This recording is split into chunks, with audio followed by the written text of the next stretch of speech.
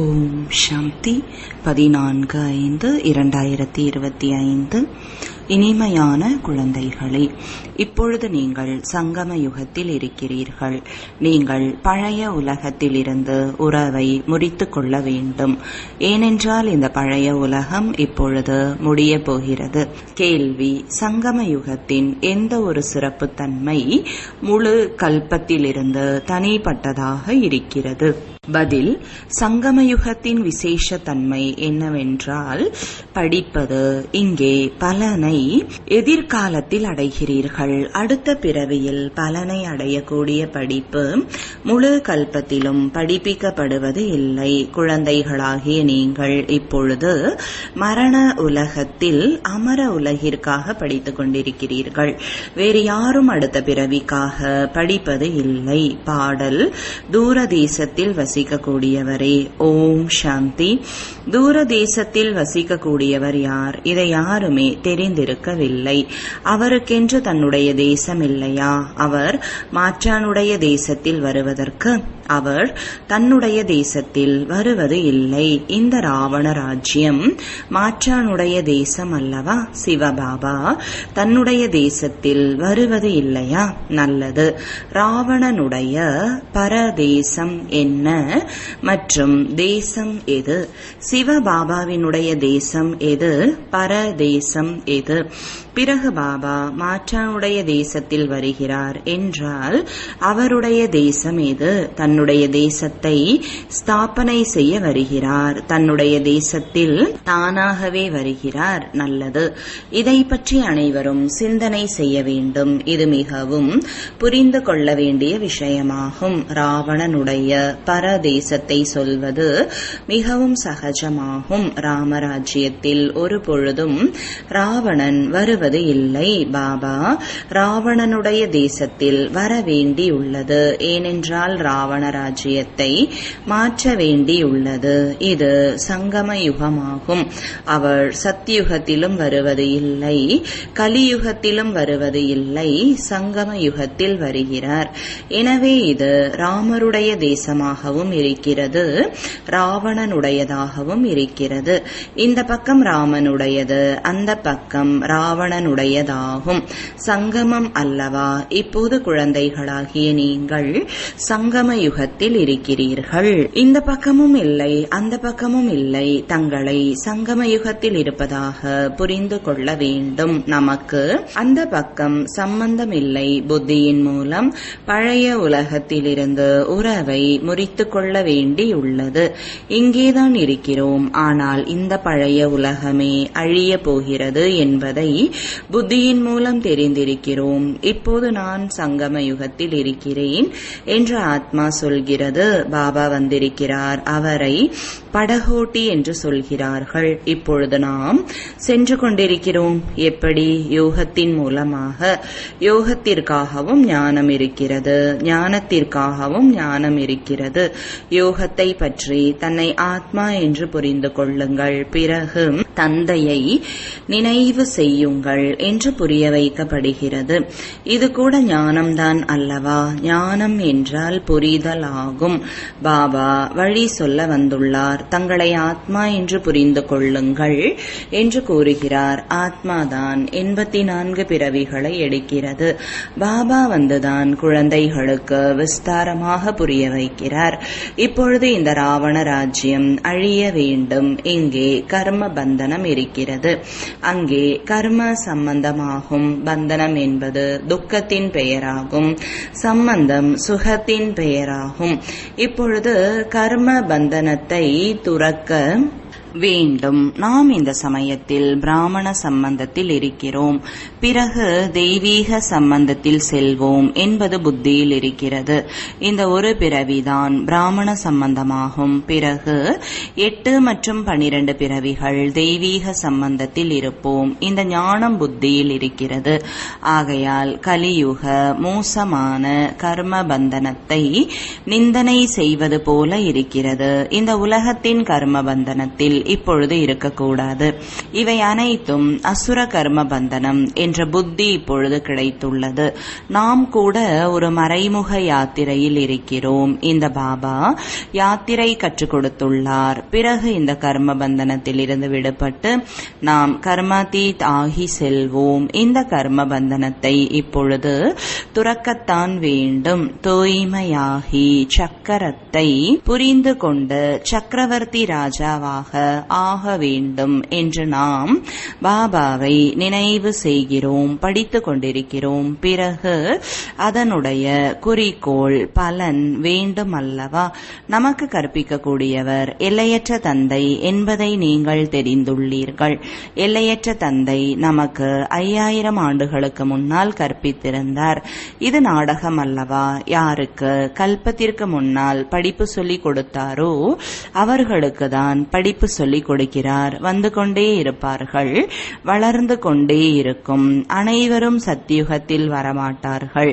மற்றவர்கள் அனைவரும் வீட்டிற்கு திரும்பி செல்வார்கள். இந்த பக்கம் நரகம், அந்த பக்கம் சொர்க்கமாகும். அந்த படிப்பில் நாம் இங்கே படிக்கின்றோம், பிறகு பலனையும் இங்கே அடைவோம் என்று புரிந்து கொள்கிறார்கள்.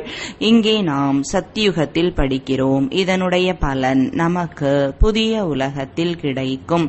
இது புதிய விஷயமாகும். உங்களுக்கு இதனுடைய பலன் அடுத்த பிறவியில் கிடைக்கும் என்று உலகத்தில் யாரும் சொல்ல மாட்டார்கள். இந்த பிறவியின் பலனை அடுத்த பிறவிகளில் அடைவது என்பது சங்கம யுகத்தில் தான் நடக்கிறது. பாபாவும் சங்கம யுகத்தில் தான் வருகிறார். நீங்கள் புருஷோத்தமர்களாக ஆவதற்காக படிக்கிறீர்கள். பகவான் ஞானக்கடல் ஒரு முறைதான் வந்து புதிய உலகம் அமரபுரிக்காக கற்பிக்கிறார். இது கலியுகம், மரண உலகம். நாம் சத்தியுகத்திற்காக படிக்கிறோம். நரகவாசியில் இருந்து சொர்க்கவாசிகளாக ஆவதற்காக படிக்கிறோம். இது மாற்றானுடைய தேசமாகும். அது நம்முடைய தேசமாகும். அந்த நம்முடைய தேசத்தில் பாபா வருவதற்கான அவசியமில்லை. அந்த தேசம் குழந்தைகளுக்காகவே ஆகும். அங்கே சத்தியுகத்தில் ராவணன் வருவது இல்லை. ராவணன் மறைந்து விடுகிறான். பிறகு துவாபர யுகத்தில் வருவான். எனவே பாபாவும் மறைந்து விடுகிறார். சத்தியுகத்தில் யாரும் அவரை தெரிந்திருக்கவில்லை. எனவே ஏன் எப்படி நினைவு செய்வார்கள்? சுகத்தின் பலன் முடிவடைகிறது என்றால் பிறகு ராவண ராஜ்யம் ஆரம்பமாகிறது. இதை மாற்றான் தேசம் என்று சொல்லப்படுகிறது. நாம் சங்கம யுகத்தில் உள்ளோம். நமக்கு வழிகாட்டக்கூடிய பாபா கிடைத்திருக்கிறார் என்பதை இப்பொழுது நீங்கள் புரிந்துள்ளீர்கள். மற்றபடி அனைவரும் ஏமாற்றம் அடைந்து கொண்டே இருக்கிறார்கள். யார் மிகவும் களைப்படைந்தவர்களாக இருக்கிறார்களோ, யார் கல்பத்திற்கு முன்பு இந்த வழியை அறிந்து கொண்டிருப்பார்களோ அவர்கள் வந்து கொண்டே இருப்பார்கள். வழிகாட்டிகளாகிய நீங்கள் அனைவருக்கும் வழி கூறுகிறீர்கள். இது ஆன்மீக யாத்திரைக்கான வழியாகும். நேராக சுகதாமத்திற்கு சென்று விடுவார்கள். நீங்கள் வழிகாட்டிகள். பாண்டவ சம்பிரதாயத்தை சார்ந்தவர்கள். பாண்டவர்கள் ராஜ்யம் என்று சொல்ல மாட்டார்கள். பாண்டவர்களின் ராஜ்யமும் இல்லை, கௌரவர்களின் ராஜ்யமும் இல்லை. இருவருக்கும் கிரீடம் இல்லை. பக்தி மார்க்கத்தில் இருவருக்கும் கிரீடம் கொடுத்து விட்டார்கள். ஒருவேளை கொடுத்தாலும் கூட கௌரவர்களுக்கு ஒளி கிரீடம் கொடுக்க மாட்டார்கள். பாண்டவர்களுக்கும் கூட ஒளி கிரீடத்தை கொடுக்க முடியாது. ஏனென்றால் முயற்சியாளர்களாக இருக்கிறார்கள். போக போக தமோ பிரதானமாகி விடுகிறார்கள். அப்பொழுது யாருக்கு கொடுக்க முடியும்? ஆகையால் இந்த அனைத்து அடையாளங்களும் விஷ்ணுவிற்கு கொடுத்திருக்கிறார்கள். ஏனென்றால் அவர் தூய்மையாக இருக்கிறார். சத்தியுகத்தில் அனைவரும் தூய்மையாகவும் முழுமையான விகாரமற்றவர்களாகவும் இருக்கிறார்கள். தூய்மையின் ஒளி கிரீடம். இந்த சமயத்தில் யாரும் தூய்மையாக இல்லை, நாங்கள் தூய்மையாக இருக்கிறோம் என்று துறவிகள் சொல்லிக் கொள்கிறார்கள். ஆனால் உலகம் தூய்மையாக இல்லை அல்லவா? இருந்தாலும் விகாரமான உலகத்தில் தான் பிறவி எடுக்கிறார்கள். இது ராவணனுடைய தூய்மையற்ற உலகம். சத்தியுக புதிய உலகத்தை தான் தூய்மையான ராஜ்யம் என்று சொல்லப்படுகிறது. இப்பொழுது குழந்தைகளாகிய உங்களை தந்தை தோட்டக்காரர் முட்களிலிருந்து மலர்களாக மாற்றுகிறார். அவர் தூய்மையற்றவர்களை தூய்மையாக ஆக்கக்கூடியவராக உள்ளார். படகோட்டியாகவும் இருக்கிறார், தோட்டக்காரராகவும் இருக்கிறார். தோட்டக்காரர் முட்கள் நிறைந்த காட்டில் வந்துள்ளார். உங்களுடைய தளபதி ஒருவரே ஆவார். யாதவர்களின் தலைமை தளபதி என்று சங்கரை சொல்லலாமா? சொல்ல போனால் அவர் ஒன்றும் விநாசத்தை செய்விப்பது கிடையாது. நேரம் வரும்பொழுது சண்டை நடக்கிறது. சங்கருடைய தூண்டுதலின் மூலம் ஏவுகணைகள் போன்றவை உருவாகிறது என்று சொல்கிறார்கள். இந்த கதைகள் அனைத்தையும் அமர்ந்து உருவாக்கியுள்ளார்கள். பழைய உலகம் கண்டிப்பாக அழிய வேண்டும். கட்டிடம் பழையதாக ஆகிறது என்றால் விழுந்து விடுகிறது, மனிதர்கள் இறந்து விடுகிறார்கள். இது கூட பழைய உலகம் அழிய வேண்டும். இவை அனைத்தும் புதைந்து இறந்து விடுவார்கள். சிலர் மூழ்கி இறப்பார்கள், சிலர் அதிர்ச்சியில் இறந்து விடுவார்கள். அணுகுண்டுகள் போன்ற விஷவாயுக்கள் கூட அழித்துவிடும். குழந்தைகளுடைய புத்தியில் இப்பொழுது விநாசம் ஆகத்தான் வேண்டும் என்பது இருக்கிறது. நாம் அக்கறைக்கு சென்று கொண்டிருக்கிறோம். கலியுகம் முடிந்து சத்தியுகத்தின் ஸ்தாபனை அவசியம் நடக்க வேண்டும். பிறகு அரைக்கல்பத்திற்கு சண்டை நடப்பதே இல்லை. இப்பொழுது பாபா முயற்சி செய்ய வைக்க வந்துள்ளார். இது கடைசி வாய்ப்பாகும். காலம் கடத்தினீர்கள் என்றால் திடீரென்று இறந்து விடுவீர்கள். மரணம் முன்னால் நிற்கிறது. அமர்ந்து இருக்கும் போதே மனிதர்கள் திடீரென்று இறந்து விடுகிறார்கள். இறப்பதற்கு முன்னால் நினைவு யாத்திரை செய்யுங்கள். இப்பொழுது குழந்தைகளாகிய நீங்கள் வீட்டிற்கு செல்ல வேண்டும். ஆகையால் பாபா கூறுகிறார், குழந்தைகளே, வீட்டை நினைவு செய்யுங்கள்.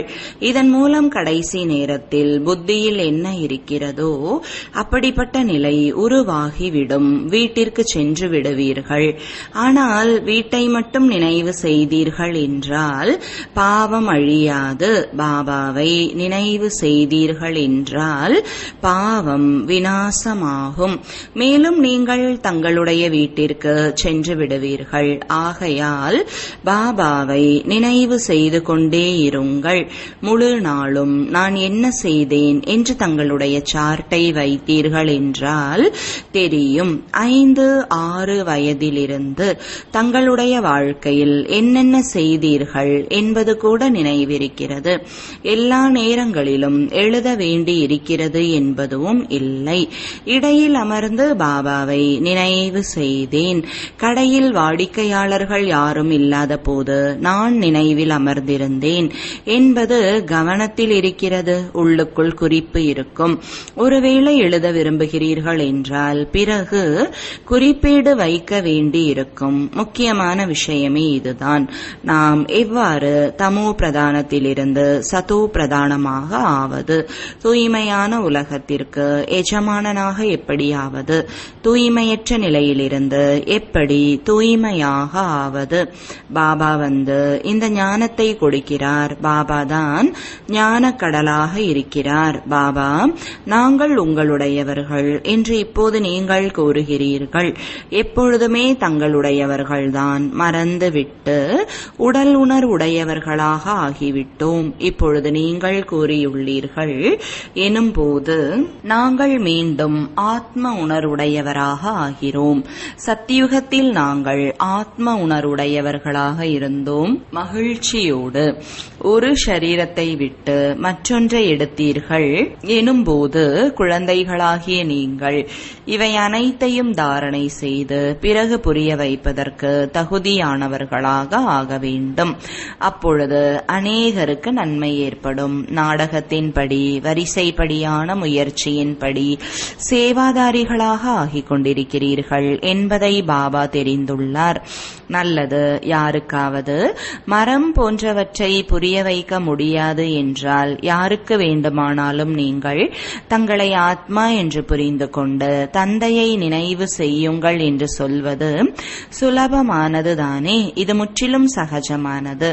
இந்த பாபா தான் சொல்கிறார், என்னை நினைவு செய்தீர்கள் என்றால் பாவ கர்மங்கள் அழிந்துவிடும். இதை பிராமணர்களாகிய உங்களை தவிர வேறு எந்த மனிதனும் சொல்ல முடியாது. வேறு யாரும் ஆத்மாவையோ பரமாத்ம தந்தையையோ தெரிந்திருக்கவில்லை. அப்படியே சொல்லிவிட்டீர்கள் என்றாலும் கூட யாருக்கும் அம்பு தைக்காது. பகவானுடைய ரூபத்தை தெரிந்து கொள்ள வேண்டும். இவர்கள் அனைவரும் நாடகத்தின் நடிகர்கள். ஒவ்வொரு ஆத்மாவும் ஷரீரத்தோடு நடிப்பை நடிக்கிறது. ஒரு ஷரீரத்தை விட்டுவிட்டு மற்றொன்றை எடுத்து நடிப்பை நடிக்கிறது. அந்த நடிகர்கள் ஆடையை மாற்றி விதவிதமான நடிப்பை நடிக்கிறார்கள்.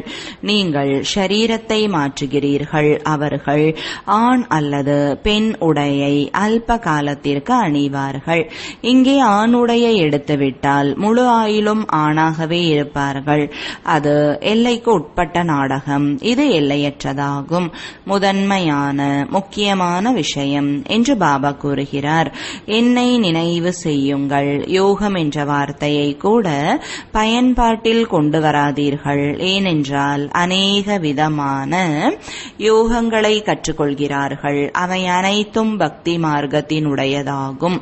இப்பொழுது பாபா கூறுகிறார், என்னை நினைவு செய்யுங்கள் மற்றும் வீட்டை நினைவு செய்தீர்கள் என்றால் வீட்டிற்கு சென்று விடுவீர்கள். சிவபாபா இவருக்குள் வந்து படிப்பை கொடுக்கிறார். பாபாவை நினைவு செய்து செய்து நீங்கள் தூய்மையாக ஆகிவிடுவீர்கள். பிறகு தூய்மையான ஆத்மா பறந்துவிடும். எந்த அளவிற்கு நினைவு செய்து இருப்பார்களோ, சேவை செய்து இருப்பார்களோ, அந்த அளவிற்கு அவர்கள் உயர்ந்த பதவியை அடைவார்கள்.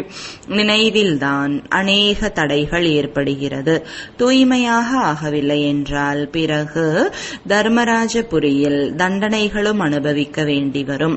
மரியாதையும் போகும், பதவியும் கீழானதாகிவிடும். கடைசியில் அனைத்தும் காட்சியாக தெரியும். ஆனால் எதுவும் செய்ய முடியாது. உங்களுக்கு இவ்வளவு புரிய வைத்தும் நினைவு செய்யவில்லை. பாவம் அப்படியே இருந்துவிட்டது. இப்பொழுது தண்டனை அனுபவியுங்கள் என்று காட்சி தெரியும். அந்த சமயத்தில் படிப்பதற்கு நேரம் இருப்பதில்லை. நான் என்ன செய்துவிட்டேன் என்று வருத்தப்படுவீர்கள். நேரத்தை ஏன் வீணடித்தேன்? ஆனால் தண்டனை அனுபவித்துதான் ஆக வேண்டும். ஏதாவது நடக்குமா என்ன? தேர்ச்சி பெறாமல் போய்விட்டீர்கள்.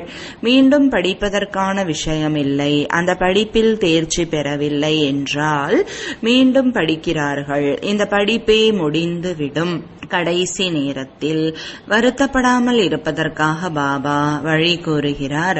குழந்தைகளே, நல்ல விதத்தில் படித்துக் கொள்ளுங்கள். புறங்கூறுவதில் தங்களுடைய நேரத்தை வீணாக்காதீர்கள்.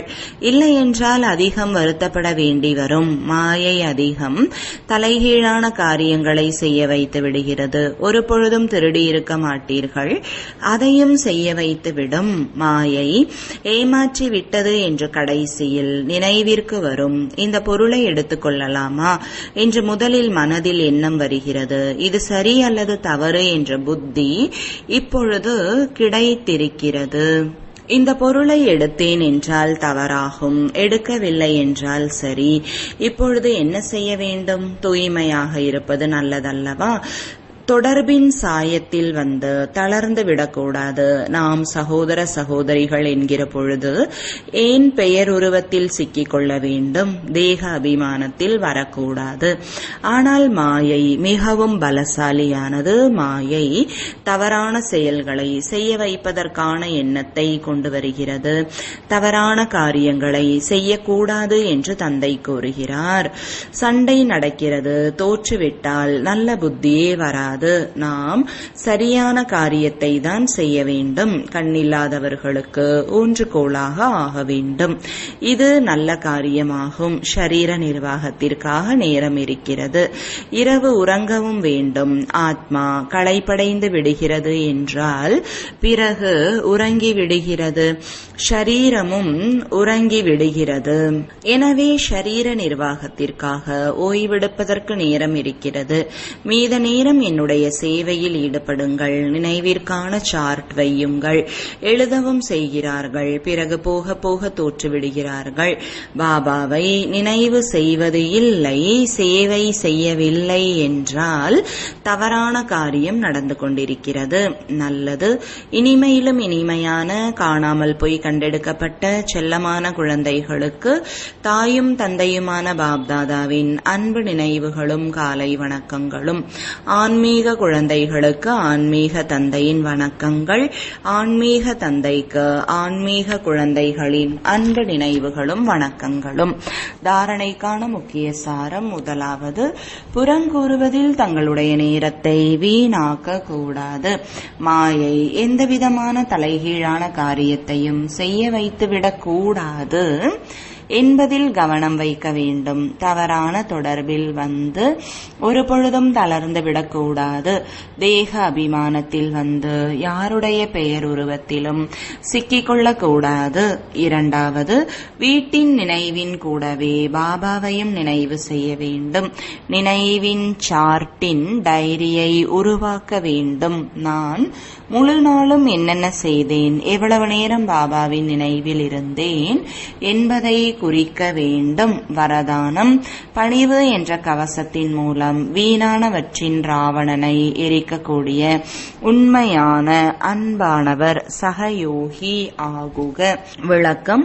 ஒருவர் எவ்வளவுதான் உங்கள் குழுவில் குறையை தேடுவதற்கு முயற்சி செய்தாலும் ஒரு சிறிதும் சம்ஸ்கார சுபாவத்தின் மோதல் தென்படக்கூடாது. யாராவது குறை சொன்னாலும் அவமரியாதை செய்தாலும் நீங்கள் புனிதராகிவிடுங்கள். யாராவது தவறை செய்தாலும் நீங்கள் சரியாக இருங்கள். யாராவது மோதலை உருவாக்கினாலும் நீங்கள் அவருக்கு அன்பின் நீரை கொடுங்கள். இது ஏன், இப்படி ஏன் என்பது போன்ற சங்கல்பம் செய்து எரியும் நெருப்பில் எண்ணெயை ஊற்றாதீர்கள். பணிவு என்ற கவசத்தை அணிந்து கொண்டே இருங்கள். எங்கு பணிவு இருக்குமோ அங்கு அன்பும் சகயோகமும் அவசியம் இருக்கும். ஸ்லோகன். எனது என்பதன் அநேக எல்லைக்கு உட்பட்ட பாவனைகளை என்னுடைய பாபா என்பதற்குள் நிறைத்து விடுங்கள். அவ்யக்த சமிஞ்சை. ஆன்மீக கம்பீரத்தன்மை மற்றும் தூய்மையின் ஆளுமையை கடைபிடியுங்கள். ஆன்மீக கம்பீரத்தன்மையின் அஸ்திவாரம் முழுமையான தூய்மையாகும். எனவே தன்னைத்தான் கேளுங்கள். ஆன்மீக கம்பீரத்தன்மையின் ஜொலிப்பு மற்றும் பொலிவு உங்கள் ரூபம் மற்றும் சரித்திரத்தின் மூலம் ஒவ்வொருவருக்கும் அனுபவமாகிறதா? ஞானத்தின் கண்ணாடியில் உங்களை நீங்கள் பாருங்கள். எனது முகத்தில், நடத்தையில் அந்த ஆன்மீக கம்பீரத்தன்மை தென்படுகிறதா, அல்லது சாதாரண செயல்பாடுகள் மற்றும் சாதாரண முகம் தென்படுகிறதா? ஓம்